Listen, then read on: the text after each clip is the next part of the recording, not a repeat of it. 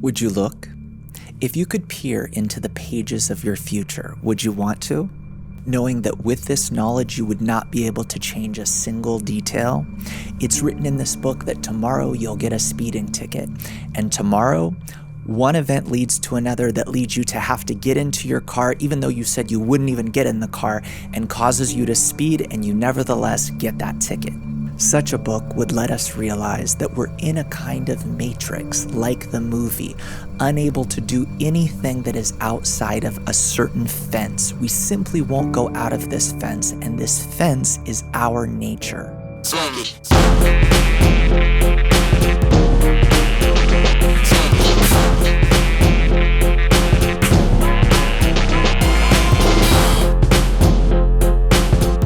As long as you go with the impulses that are inside of you emerging in each moment, you stay inside this matrix. There was an episode of The Seinfeld Show where the character George decides he's going to do the opposite of every one of his instincts.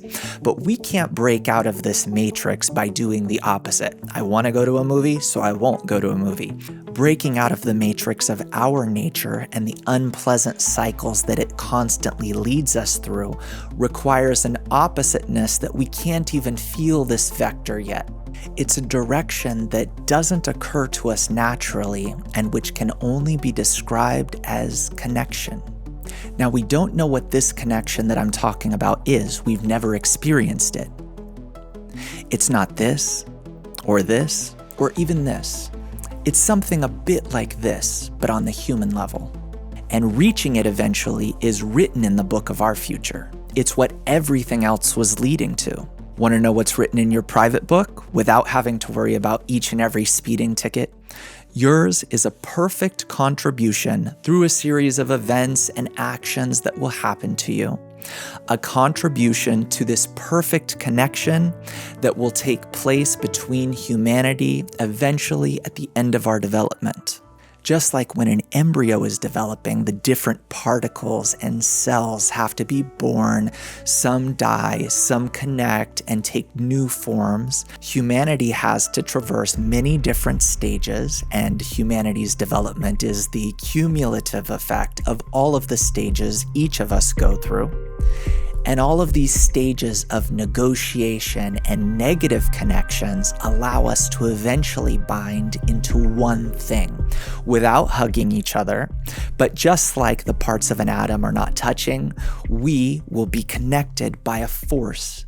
And we're going through many unpleasant stages, like the stages of life during our education and our growth that don't feel good at the time, but eventually make us who we are. So what does this mean for you, who in service of this end goal for all of humanity must get a speeding ticket tomorrow?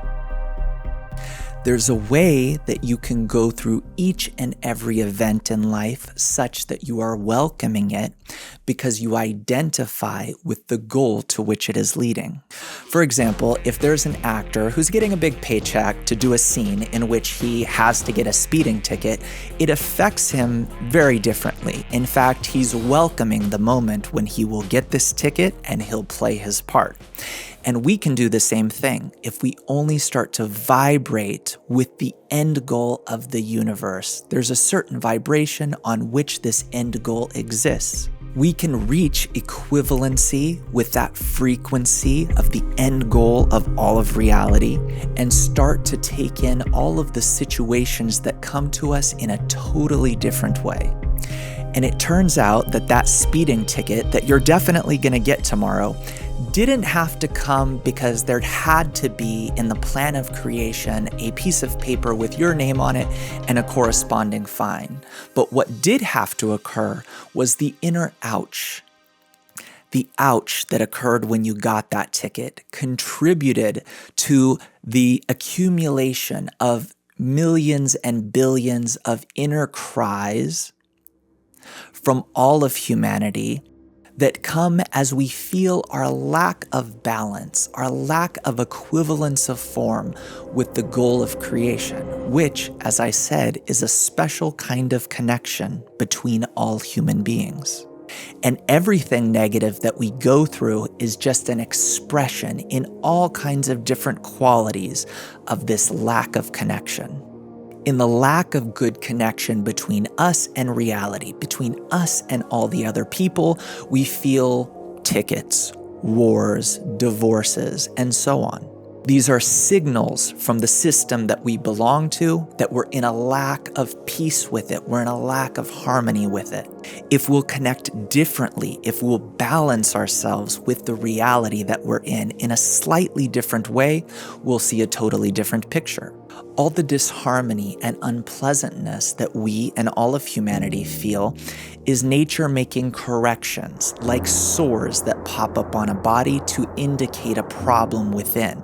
What this also means is that if I could reach this inner cry that speeding ticket was supposed to lead me to, then I don't need the speeding ticket. You'll go through the essence of getting the speeding ticket, which was that inner pinch, but in a different way.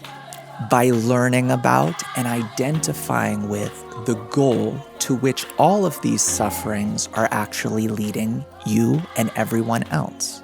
And by identifying with this goal, I mean actually learning what this goal is, what's great about it, and starting to yearn, starting to want it to happen. This yearning towards the goal can compensate for all of the inner yearning that all of the speeding tickets would have caused me. There are a set number of proverbial speeding tickets that exist within the system, within the book of our future, and they stand in line waiting to cause us to actually want to reach this goal which nature has in store for us.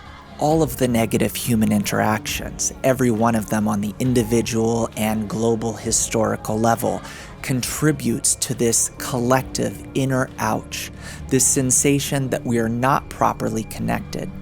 And this lack of connection is actually showing us the opposite of the beautiful, good connection, truly the Garden of Eden that we could create on earth were we to properly connect.